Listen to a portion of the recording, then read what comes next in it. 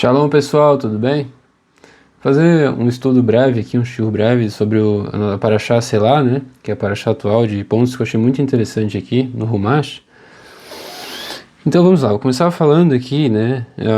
Do versículo 15 e 17 que fala sobre a Halá, né? Eu vou ler aqui a Faíscas de Hassidut que tem aqui no Humash, baseado em Sichat Shabbat Parashat Selá 5718. Bessiado Neshimaya, que Hashem abençoe esse estudo, que o mérito desse estudo proteja Israel e todos os soldados de Israel, assim como todos nós que servimos a Hashem, conforme a orientação da sua Torá. Vamos lá. A mitzvah de separar a halá. Quando realizada corretamente, a mitzvah da halá consiste em separar uma porção de massa antes de ela ser assada e dá-la ao sacerdote.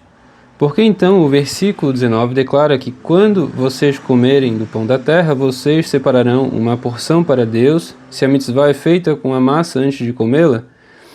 O que é superior, o homem ou o seu pão? À primeira vista, o homem que é abençoado com inteligência, fala agilidade e compaixão, é infinitamente superior ao seu humilde e imóvel pão. Mas por que então ele precisa comer? Porque a existência de um ser tão sofisticado depende primordialmente de farinha assada com um pouco de água e sal? Porque, explica o pensamento racídico, o pão que a pessoa come contém faíscas de imensa intensidade espiritual dentro dele. Faíscas que transcendem a fonte espiritual do próprio homem. Assim, ao comer o pão, a pessoa é elevada por essas faíscas, recebendo o impulso espiritual, além da energia física que o pão traz. Assim, nossa dependência física do pão oculta uma dependência espiritual muito mais profunda. Entretanto, diferente do sustento físico fornecido pelo pão, que é uma consequência inevitável do ato de comer um alimento, o potencial do pão para prover sustento espiritual depende das intenções da pessoa enquanto ela come. A pessoa deve comer seu pão com o intento de elevar a energia dentro dele a um propósito mais elevado, usando-a para servir a Deus. Quando a pessoa eleva assim o pão, a situação se inverte e o pão começa a elevar a pessoa, pois agora que a pessoa trouxe à tona o propósito da existência do pão, ao comê-lo com intenções elevadas e recitando as bênçãos antes e depois de ingeri-lo, ela ativou as faíscas de santidade dentro do pão. E isto, por sua vez, elevou a pessoa, porque a fonte espiritual destas faíscas é mais elevada do que a do homem, como já explicado acima.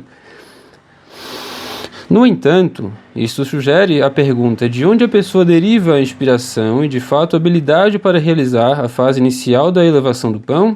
A resposta é da mitzvah da halá. Ao separar a primeira porção de sua massa para Deus, a pessoa já toma consciência, enquanto seu pão ainda é massa, de que ela comerá mais tarde o pão, e a massa como um todo já começa seu processo de elevação espiritual.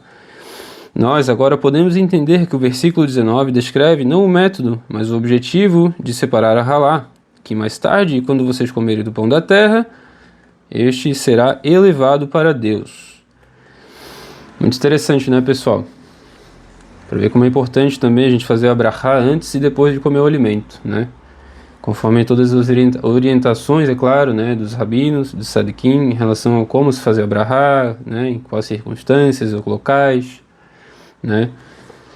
Então, esse aqui é um ponto muito importante, interessante que eu queria trazer para vocês, né? E aqui o outro ponto é que tá na mitzvah, que tem a ver com relacionado à mitzvah do tzitzit, né? Então é no capítulo 15, versículo 37, que diz assim: este será seu tzitzit, quando vocês ouvirem, vocês se lembrarão de todos os mandamentos de Deus para realizá-los, e vocês não seguirão os espiões da má inclinação, seus corações e seus olhos que descaminham vocês. Então aqui é relacionado aos espiões que foram enviados para inspecionar, ver a terra, né, que eles iam conquistar. Então o que acontece? Eles foram atrás dos seus corações e seus olhos, né, e acabaram tirando conclusões que não deveriam ter chegado a essas conclusões, né. Então aqui é um alerta a essa situação, que a gente, né, deve sempre confiar plenamente em Deus e nas suas promessas, né, que se Hashem prometer algo, ele vai cumprir aquilo. Então, esses são os pontos assim, que eu achei muito interessante. e quis compartilhar com vocês, né? E aqui também eu vou ler uma faísca de Hassidut em relação à mitzvah do Tzitzit. O propósito da mitzvah do Tzitzit é a dedicação completa a Deus, que tem suas raízes na própria essência da alma. Assim, a Torá menciona que não apenas vocês se lembrarão de todos os mandamentos de Deus, como mais ainda, vocês se lembrarão e cumprirão todos os meus mandamentos, indicando uma ligação com a própria essência de Deus. Então é isso, pessoal. Shalom, shalom. Espero que todos estejam bem. Os que não estão, que fiquem bem. Beziciata Neshimaya, com a ajuda dos céus, com a ajuda de Akadosh Baruch, Rei dos Reis, Senhor dos Senhores. Uma ótima semana a todos. Shavu Atov. Shalom, shalom.